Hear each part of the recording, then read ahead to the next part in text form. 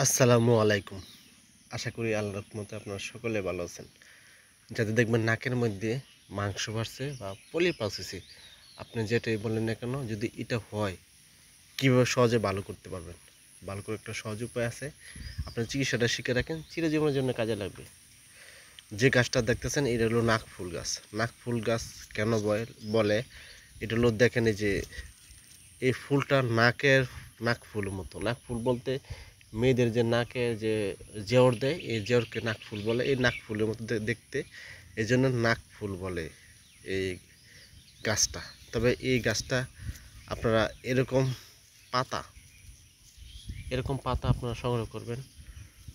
এরকম পাতা নিয়ে এইভাবে চাপ দিবেন, চাপ দিয়ে রস করবেন 2 ফোঁটা রস।